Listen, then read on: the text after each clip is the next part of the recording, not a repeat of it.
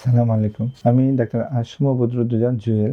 আমি সহকারী অধ্যাপক হিসেবে জাতীয় ক্যান্সার গবেষণা ইনস্টিটিউট মহাখালীতে কর্মরত আছি। আজকে আমি আলোচনা করব বয়স্কদের একটি কমন সমস্যা নখচুরিয়া বা রাতে ঘুম ভেঙে বারবার প্রস্রাবে যাওয়া নিয়ে।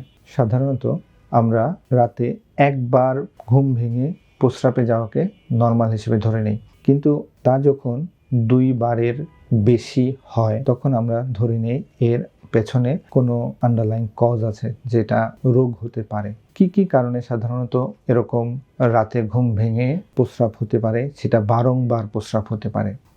পুরুষের ক্ষেত্রে প্রস্রাবের রাস্তায় প্রোস্টেট গ্ল্যান্ড বড় হয়ে যাওয়া, ডায়াবেটিস মেলাইটাস, এটা ছাড়া কিডনির রোগ, হার্টের রোগ, কিছু ঔষধ যেমন ডায়ুরেটিক্স ব্যবহার, ঘুমের সমস্যা যেমন স্লিপ অ্যাপনিয়া, এটা ছাড়াও অভ্যাসগত কিছু কারণ যেমন বেশি পানি খাওয়া, চা কফি খাওয়া, এগুলোর কারণেও রাতে ঘুম ভেঙে বারবার প্রস্রাবে যেতে হতে পারে।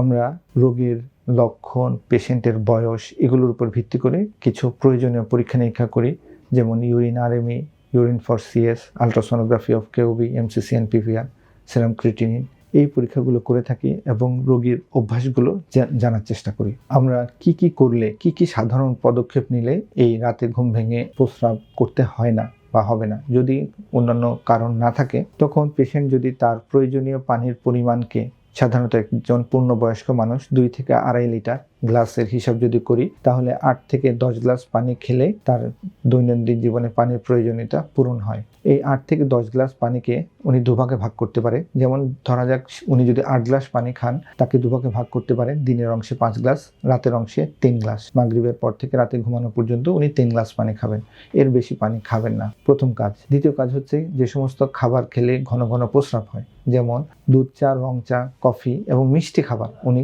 বিশেষ করে মাগরিবের পর থেকে খাবেন না। রাতে যখন ঘুমাবেন, তার ঘুমানোর 2 ঘন্টা আগে উনি রাতের খাবার শেষ করবেন। রাতের খাবারের পর থেকে ঘুমানো পর্যন্ত এর মাঝখানে কোনো পানি খাবেন না। ঘুমানোর আগে প্রস্রাব করে শুবেন এবং ঘুম থেকে উঠে যদি প্রস্রাব করতে হয় তখন গিয়ে প্রস্রাব করে আসবেন, কিন্তু তখন পানি খাবেন না। এই নিয়মগুলো উনি মেনে চললে, অন্যান্য কারণ না থাকলে প্রস্রাব রাতে ঘন ঘন হবে না। এর থেকে উনি রক্ষা পাবেন আশা করা যায়। তারপরও যখন আমরা এই বিষয়গুলো দেখি, প্রস্রাব রাতে ঘন ঘন হচ্ছে, এর সাথে প্রস্রাবে জ্বালাপোড়া, প্রস্রাব করতে কষ্ট হচ্ছে, তখন নিকটস্থ বিশেষজ্ঞ চিকিৎসক, বিশেষ করে ইউরোলজি বিশেষজ্ঞ চিকিৎসকের পরামর্শ নিন। ধন্যবাদ। ভালো থাকুন, সুস্থ থাকুন।